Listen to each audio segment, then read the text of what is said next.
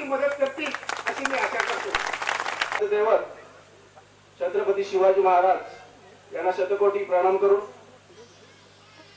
या निवळी गावची ग्रामदेवता तिच्या चरणावरती नतमस्तक होऊन आज क्षत्रिय मराठा हितवर्धक मंडळ निवळी यांच्या सुवर्ण महोत्सवच्या कार्यक्रमाच्या निमित्तानं आजच्या या कार्यक्रमासाठी उपस्थित असलेले आमचे लाडके जे ग्वाल्हेर तालुक्याने हिरावून घेतलं, ज्यांनी गोळवलीमध्ये अतिशय चांगल्या प्रकारचा विकास केला. खुद्द गोळवलीमध्ये जवळजवळ 30 ते 35 लाखाचं काम माननीय भास्करशेठ जाधवने केले आहे. त्यांना माहिती आहे गोळवलीचे सरपंच चव्हाण त्यांच्या पाठीशी राहून जास्त त्रास जाधव साहेबांना गोळवलीतून दिला गेलेला आहे.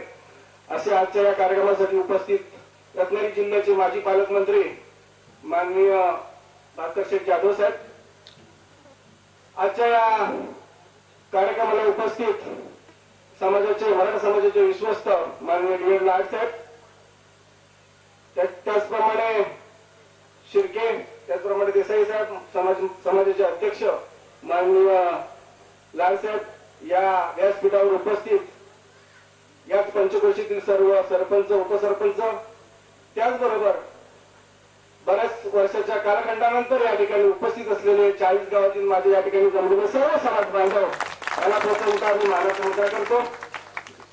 खरोखरच आज अतिशय आनंदमय वातावरणामध्ये आपण या ठिकाणी सर्वांनी जमलेला अतिशय चांगल्या प्रकारचा उपक्रम या निवळी गावाने या ठिकाणी राबवलेला आहे.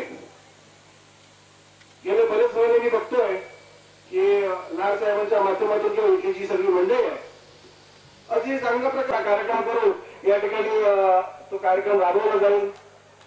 या ठिकाणी मगाशी आमचे लाड साहेब बोलले की या ठिकाणी आपले माजी पालकमंत्री भास्करशेठ जाधव आपल्याला या ठिकाणी चांगल्या प्रकारचं सहकार्य करतील आणि या विभागाचे ते आमदार आहेत. मी आजच्या या कार्यक्रमाच्या निमित्ताने एकच सांगू इच्छितो की जाधव साहेब आपल्याला नक्कीच सहकार्य करणार आहेत, परंतु ते जेव्हा आपल्याला सहकार्य करतात तेव्हा आपलं सुद्धा कुठेतरी सहकार्य चांगल्या प्रकारचं असणं अतिशय आवश्यक बाब आहे. त्यामुळे ग्वाल्हेरवासी या मतदारसंघातील सर्व माझ्या समाजमधील लोकांना एक मी निवेदन देतो की आपण सर्वांनी येणाऱ्या विधानसभा निवडणुकीमध्ये माझ्या लाडक्या राजाला माननीय भास्करशेठ जाधवाला निवडून द्याल अशी या ठिकाणी या कार्यक्रमाच्या या ठिकाणी ग्वाही देतो. या सुवर्ण महोत्सवी आपण उपस्थित राहिला. कार्यक्रम मला शोभा आणण्याकरता फार चांगला आनंदाचा दिवस मानून आपण सर्वजण एकत्र आलो आहोत. फार चांगली गोष्ट आहे. आणि या सुवर्ण महोत्सवानिमित्ताने आमचे आमदार भास्करजी जाधव उपस्थित राहिले. यामध्ये आमच्या कार्यक्रमाला आणखी रूपरेषा फार महत्वाची आलेली आहे. या मंडळाच्या कार्यकर्त्यांनी कार्यक्रमाची रूपरेषा व्यवस्थित राखून आजचा दिवस त्याने जो कार्यक्रम आखला आहे त्याबद्दल माझे मनस्पूर्वक सगळ्यांना आशीर्वाद, शुभेच्छा. आपल्या क्षत्रिय मराठा समाजाचे पुणे विभागाचे अध्यक्ष श्री अनंत लाड साहेब हे क्षत्रिय मराठा समाजाचे अध्यक्ष सकाराम बाळ लाड आणि क्षत्रिय मराठा समाजाचे विश्वस्त श्री शिर्के साहेब आणि श्री डी एन लाड साहेब, आजच्या या सुवर्ण जयंतीच्या कार्यक्रमानिमित्त आपण आज खूप लांब लांबून आपण लोक आलेल्या 40 गावातून त्या सर्व या तिथं जमा झालेल्या सर्व माझ्या समाज बांधवांचे मी हार्दिक स्वागत करून खूप लांबून आलात 50 किलोमीटर 100 किलोमीटर तसे आम्ही सुद्धा या कार्यक्रमासाठी आज पुण्यावरून आलो. लाड साहेबांच्या निमित्त फक्त या कार्यक्रमाचं आहे, कारण लाड साहेबांनी तसं या कार्यक्रमाला येण्याचं जे घडवून आणलं त्यामुळं आम्ही आज इथं म्हणजे खास करून आलो की लाड साहेबांच्या या आग्रहामुळं आणि त्यांनी केलेल्या कार्याबद्दल. आज समाजामध्ये पुण्यामध्ये राहणारे खूप लोक आहेत, 4-4, 5-5 पिढ्या झालेले आहेत, पण तो अजूनपर्यंत शेजारी राहणारा माणूस कोणी साहेब यांनी ते घडवून आणलं. पुण्याला जाऊन त्यांनी पुणे क्षत्रिय मराठा समाज पुणे हिची स्थापना केली. आणि आज आपल्याला असं म्हणतो आम्ही की पुणे तिथे काय उणे, फक्त उन्हा फक्त क्षत्रिय मराठा समाज तिथे उन्हा होता आणि तो तिथे जाऊन लाड साहेबांनी स्थापन केला. आज त्या व्यक्तीचा आम्हाला गौरव वाटतो की खरंच समाजामध्ये काहीतरी प्रगती व्हावी, प्रगती करावी आणि ते प्रगती करतात. समाजात आपल्या मला असं वाटतं की समाजामध्ये आपला समाज क्षत्रिय मराठा समाज हा आर्थिक संकटामध्ये आहे असं जे म्हणजे समाजाचे जे अहवाल जो येतो त्या अहवाल वाचून मला असं बराच वेळ जाणवलं की खरोखरच आपला समाज इतके वर्ष स्थापन करून मी आज लाड साहेबांशी पण बोललो. काही त्याच्यामध्ये काही सुधारणा किंवा काही स्कीम दीपक चव्हाण साहेब बोलले होते की लकी ड्रॉ वगैरे करा असे दुसरे समाजासाठी एक स्कीम सांगितली लाड साहेबांना. खरोखर समाजाने त्याची स्कीम म्हणजे काय अशी लकी ड्रॉची स्कीम नाहीये, समाजाकरता चालत आलेली आहे परंतु ती पूर्ण अंमलात येत नाहीये. लाड साहेबांशी बोलतोय, अध्यक्ष लाड साहेबांशी बोलतोय मी की खरोखरच समाजामध्ये अंमलात आणली तर आपला समाज थोडा बहुत तरी आर्थिक संकटातून येईल, बाहेर येईल असं मला वाटतं. आज या बसलेल्या लोकांच्याकडे धन्यवाद लाड साहेब. आजच्या आपल्या कार्यक्रमाला श्रीयुत पाडगावकर गुरुजी तसेच श्रीयुत गुलाब सुर्वे हे उपस्थित राहिले, त्याबद्दल मंडळातर्फे आम्ही त्यांचे आभार मानतो. आणि आपले जे मान्यवरांची भाषणे जी चालू आहे त्यामध्ये आपल्या क्षत्रिय मराठा समाजाचे अध्यक्ष व विश्वस्त छत्रपती शिवाजी महाराजांना वंदन करून आजच्या या सुवर्ण महोत्सवी क्षत्रिय मराठा हितवर्धक मंडळ गाव निवळी या कार्यक्रमाचा 50वा वर्ष साजरा करत असतेवेळी ह्या मंडळीने आजच्या या व्यासपीठावर खऱ्या अर्थानं ज्यांना बोलवलं आणि त्यांनी आपल्याला वेळ दिलेला आहे ते व्यासपीठावर बसलेले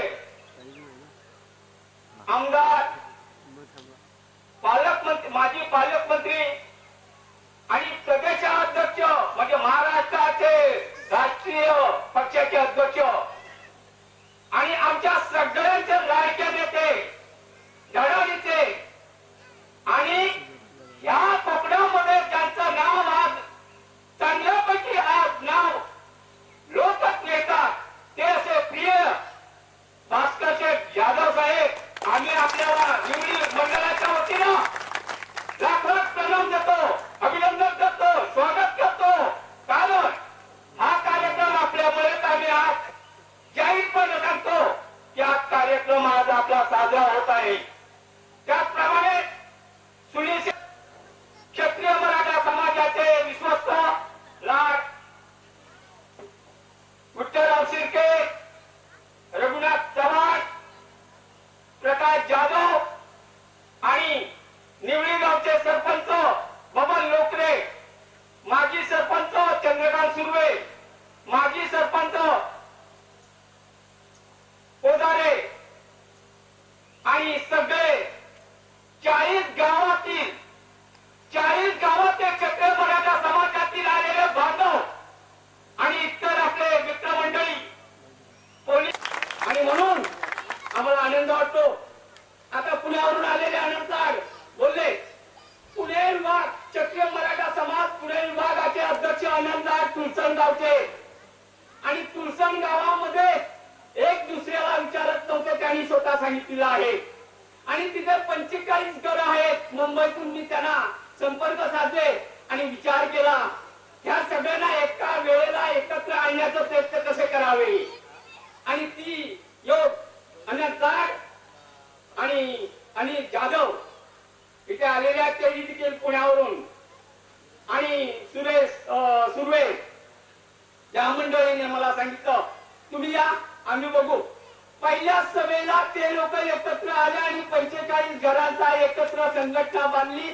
त्यावेळेलाच मला समाधान खऱ्या अर्थानं झालं, समाजाचा अध्यक्ष झालो हे पहिलं माझं काम. आणि म्हणूनच आपण शिकण्यासाठी काही क्षणापासून आपण आतुरतेने वाट पाहत होतो. मी विनंती करेन की भास्करराव जाधव साहेब यांनी व्यासपीठावरती येऊन आम्हाला मार्गदर्शन करावं.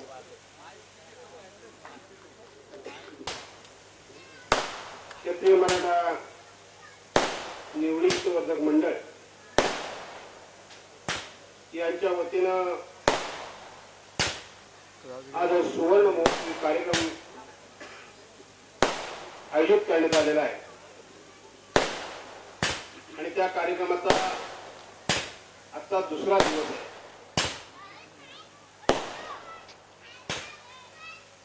या कार्यक्रमाची आज या ठिकाणी सभा आयोजित करण्यात आलेली आहे. त्या सभेचे प्रमुख आणि क्षेत्रीय मराठा समाजाचे अध्यक्ष श्री संग्रामराव लाड, व्यासपीठावर उपस्थित श्री प्रियल लाड, आमचे सन्माननीय विठ्ठलराव अप्पा, सीतारामराव देसाई, प्रभाकरराव चव्हाण, शेठ जाधव, गावचे सरपंच श्री बबनशेठ लोकरे, बाबाशेठ सुर्वे, अरविंदशेठ रेपाळ, नगरसेवक समीर जाधव, माजी सरपंच गणपतशेठ कोदारे, प्रकाश निवळकर,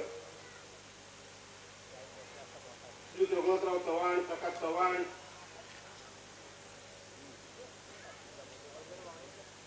आपल्या सुवर्ण महोत्सव समितीचे प्रमुख श्री सुनील पंडित, सुवर्ण महोत्सवी समिती ग्रामीण विभाग श्री आदेश चव्हाण, या कार्यक्रमाकरता खास आलेले गोळचे माजी सरपंच श्री दीपकराव चव्हाण, सरचिटणीस प्रमोद चव्हाण, श्री सीतारामराव देसाई,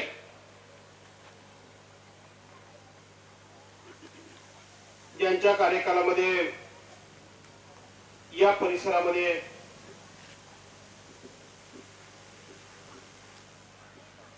खूप शांतता आणि समंजसपणा राखला गेला. त्या रावळगावचे सरपंच श्री सुरेशराव लाड जाधव, गावागावातून आलेली प्रमुख मंडळी, व्यासपीठावरील मंडळी, माझे मित्र सदानंदराव चव्हाण, शांतारामराव चव्हाण, क्षेत्रीय मराठा निवडी हितवर्धक मंडळाचे सर्व पदाधिकारी आणि मोठ्या संख्येने उपस्थित असलेल्या बांधवांनो, भगिनींनो आणि सहकारी मित्रांनो, 1964 साली या मंडळाची स्थापना झाली. जशी या मंडळाची स्थापना झाली तशाच पद्धतीनं आपल्या कोकणामध्ये आणि विशेष करून रत्नागिरी आणि सिंधुदुर्ग या 2 जिल्ह्यामध्ये मुंबई पुण्यामध्ये राहणारी जी मंडळी आहे ती मंडळी नोकरी धंद्याच्या निमित्तानं, व्यवसायाच्या निमित्तानं, मुलाबाळांच्या शिक्षणाच्या निमित्तानं या मंडळीचं गावातलं फार मोठं लक्ष असतं. म्हणजे ते लक्ष केवळ शिमग्याच्या सणापुरेचं नसतं, ते लक्ष केवळ गणपती उत्सवाकरता नसतं, ते लक्ष केवळ गावाकडून काही आंबे, घरे, फणस नेण्याकरता नसतं, तर ते लक्ष ही मंडळी जरी मुंबईमध्ये राहत असली तरी गावच्या विकासाकडे त्यांचं लक्ष असतं. मुंबईमध्ये, पुण्यामध्ये नोकरी धंद्याच्या निमित्तानं, व्यवसायाच्या निमित्तानं गावातली मंडळी जातात आणि गावात जसं एका गावामध्ये, एका वाडीमध्ये बरीचशी मंडळी राहते, तशा पद्धतीने त्यांना सगळ्यांना एकत्र राहता येत नाही. एवढ्या मोठ्या विस्तारलेल्या शहरामध्ये कानाकोपऱ्यामध्ये कुठेतरी राहतात, पण सगळी मंडळी एकत्र येऊन बसते, एक मंडळ स्थापन करतात आणि त्या मंडळाच्या समोर काही उद्दिष्ट असतात, काही ध्येय असतात, काही कार्यक्रम असतो आणि तो कार्यक्रम प्रामुख्याने जो असतो तो गावच्या विकासाचा, गावच्या शैक्षणिक उन्नतीचा, गावच्या क्रीडा क्षेत्रामधल्या उत्कर्षाचा आणि आपण मोठ्या शहरामध्ये राहतो तशा प्रकारच्या सोयी सुविधा या माझ्या ग्रामीण भागामध्ये सुद्धा निर्माण झाल्या पाहिजेत, हा उद्देश घेऊन ही मंडळ स्थापन झालेली असतात. आज गावागावामधला झालेला विकास, हा विकास तिथल्या गावातल्या प्रमुख कार्यकर्त्यांनी त्या भागातल्या लोकप्रतिनिधींनी हा जरी केला असला तरी त्याचा जास्तीत जास्त पाठपुरावा करण्याचं काम आणि त्या विकासाच्या माग लागून तिथे जो कोणी तिथला आमदार असेल, खासदार असेल, मंत्री असेल, त्याला जाऊन भेटणं, निवेदन देणं, त्याचा पाठपुरावा करणं, त्यांची झालेली भेट, त्याची माहिती गावाकडे कळवणं आणि गावाकडे कळवून तुम्ही तिथल्या जाऊन सरपंचांना भेटा, तिथल्या पंचायत समिती सदस्यांना भेटा, जिल्हा परिषद सदस्यांना भेटा, आम्ही इथं असा आमदार खासदारांना भेटलेलो आहोत आणि आपल्या गावचं काम करून घ्या किंवा काय अडचण आहे तर आम्हाला कळवा, अशा पद्धतीचा पाठपुरावा सुद्धा मुंबई मंडळ आणि पुण्यातली मंडळ मोठ्या प्रमाणामध्ये आपल्या ग्रामीण भागामध्ये सातत्याने करत असतात. आणि म्हणून आज जो काही आपल्या रत्नागिरी आणि सिंधुदुर्ग जिल्ह्यामध्ये विकास जो झालेला आहे त्या विकासामध्ये चाकरमानी मंडळीचा सुद्धा मोठ्या प्रमाणामध्ये हात आहे, हे मला आजच्या निमित्ताने सांगितलं. केवळ मनोरंजन पाठवण्याकरता चाकरमानी आहेत असं आम्ही म्हणत नाही, विकास कामं करण्यामध्ये सुद्धा त्यांचं योगदान आहे हे मला या निमित्ताने सांगायचं आहे. आणि तशाच पद्धतीनं आपलं सुद्धा मंडळ आपण त्या काळामध्ये मुंबईमध्ये त्याची स्थापना केली आणि ही स्थापना करत असताना या मंडळाच्या अशा प्रकारची मंडळं अनेकांची असतात, मी ज्याचा उल्लेख केला, गावगावची असतात.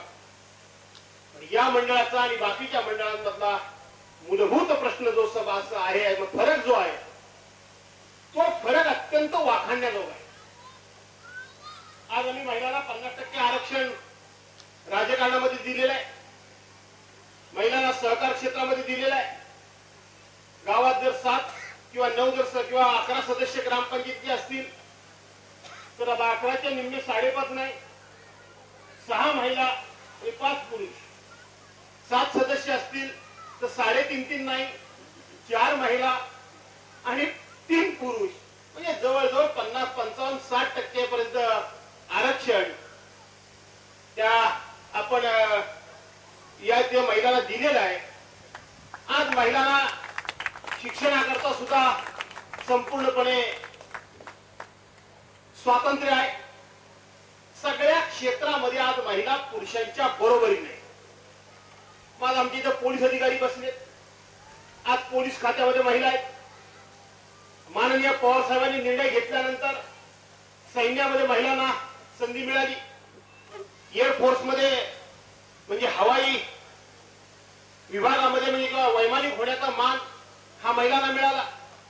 म्हणजे महिला सगळ्या क्षेत्रामध्ये या आज कायद्यानं आणि अधिकाऱ्यानं आणि आपल्या कर्तृत्वानं प्रस्थापित बऱ्यापैकी झालेल्या आहेत कर्तृत्वानं. पण या मंडळाचे आणि बाकीच्या मंडळामधलं वैशिष्ट्य हे आहे की 2014 साली मी महिलांचा अधिकार आणि हक्क सांगतोय, पण 50 वर्षापूर्वी 1964 साली हे मंडळ पुरुषांनी स्थापना करता पुढाकार घेण्याच्या ऐवजी एका भगिनीनं म्हणजे कैलासवासी चंद्रभागाबाई चव्हाण यांनी हे मंडळ स्थापनेमध्ये पुढाकार घेतला. यातून एक गोष्ट लक्षात येते की आमच्या महिला विचारानं किती प्रगत होत्या.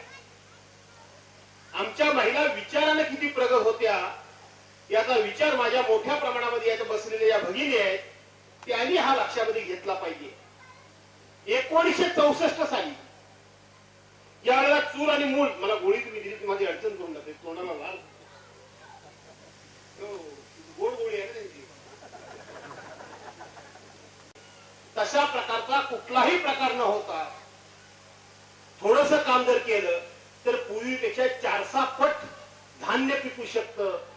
तो शेतकरी त्या काळामध्ये आणि आजच्या काळामध्ये तर ती शेती आणि आजची शेती त्या काळामध्ये जी गरज होती ती गरज पूर्ण करण्याचं काम सुद्धा मंडळ करत होती. शिक्षणाकरता त्यावेळेला वही सोडा पण पाटी पेन्सिल सुद्धा मिळणं मुश्किल होतं. त्या काळामध्ये सुद्धा मंडळ मदत करत होती आणि त्या काळामध्ये या मंडळानं एक उत्तम प्रकारची ही इमारत उभी केली. उत्तम प्रकारची इमारत उभी केली. आजूबाजूला जागा मोठ्या प्रमाणामध्ये आहे. आज हा सगळा कार्यक्रम 50 वर्ष आपण सातत्यानं करतात आणि 50 वर्षामध्ये आपण विविध प्रकारचे केलेले कार्यक्रम आणि या कार्यक्रमाच्या माध्यमातून घडवलेला समाज त्याच सिंहावलोकन या निमित्तानं आपण करतात. आपल्या हातून 50 वर्ष समाजाची सेवा झाली. काही मंडळी त्यातली हयात आहेत, काही मंडळी त्यातली हयात नाहीत. पण मी एवढ्याच फक्त शुभेच्छा देईन की आज ज्या पद्धतीनं आपण 50 वर्षाचा सुवर्ण महोत्सवी वर्ष साजरा करतात, त्याच पद्धतीनं आपण तिथं पुढच्या 75 वर्षाचा कार्यक्रम सुद्धा याही पेक्षा दिमाखात आपल्या सर्वांच्या हातून व्हावा आणि आपल्या हातून जनतेची, समाजाची, लोकांची सेवा व्हावी, अशा प्रकारची मी या ठिकाणी सदिच्छा व्यक्त करतो.